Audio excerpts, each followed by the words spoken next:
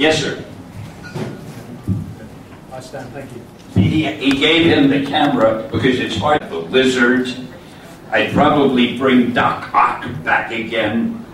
I'd have Thanos. Is that the right name?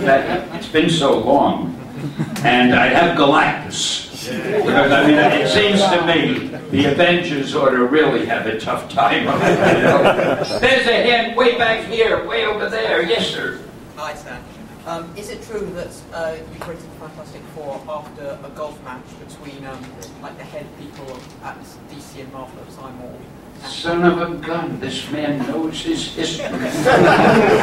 Well, I didn't base the stories about it. What happened was we weren't doing superhero stories at the time, and my publisher was playing golf with the publisher of DC Comics, which was then National Comics, before they made that smart change. And the publisher of National Comics told my publisher, we've got this book, The Justice League, and it's selling very well. He shouldn't have said that. So my publisher, whose name was Martin Goodman, Martin came running back to the office and he said, hey Stan, National has a book with a lot of superheroes that's selling well. Why don't you do a book with a few superheroes? Well, he was my boss, so I had to do what he told me. So I came up with the Fantastic Four, and the rest, as they say, is history. All right, let's go to this side. Yeah, way back there. Hi, Stan. What are you standing on? I thought you were very tall. Hi. Stan, it's a pleasure. What I'd like to know is, Brian Bendis is writing Ultimate Spider-Man. Oh, what? Brian Bendis is currently writing Ultimate Spider-Man. He's done a lot of creative changes and what have you. What do you think of the current situation of Spider-Man, changing identity, killing off Peter Parker, but his morals still being, with great power comes great responsibility? I can't really comment too much about it because I don't read the books now, which is a terrible thing to say, but I don't have time. But what happens is they have to make changes with the characters, because if you think of, and Brian Bendis, by the way, is a great writer and a friend of mine. If you think about it,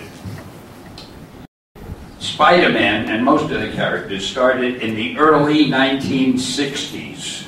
It's now 2000 and something. I'm not good at math. But it's been a long time. You can't keep having the same type of stories over and over. Because as wonderful as you people are, even you would start getting bored with them. So the editors, they suffer.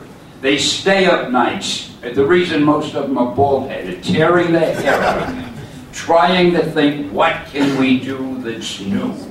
Maybe we'll publish a story where Spider-Man starts being a villain and we'll let that run for a while.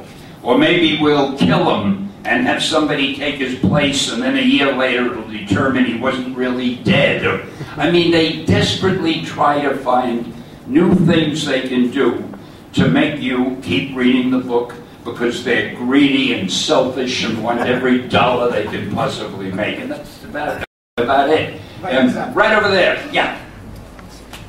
Hi. Yes, madam. I was wondering if I could ask you, when you do cameos in lots of Marvel movies, we all spend the whole time waiting to find out where you are, more than watching the film itself. Do you get to pick the cameos you're in?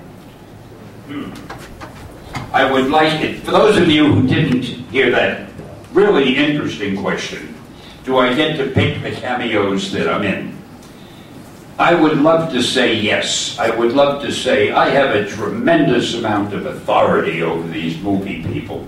But the way it really happens, the phone rings one day, and it's the director of one of the movies. Hey Stanley, you're free today? Come down to the studio. We're ready for your cameo. I never know what it'll be. And I get down to the studio, and I have to go, the first thing I have to do is go to wardrobe. Now let's say I'm dressed like this when I go to the studio. The wardrobe woman will say, well, we got to get rid of all your clothes. I say, okay. And then she gives me a black sweater, a pair of pants like this, and a pair of sneakers like that. and a white shirt. And I say, well, this is what I was wearing when I came in. I know, but you have to wear our clothes. So it's kind of funny.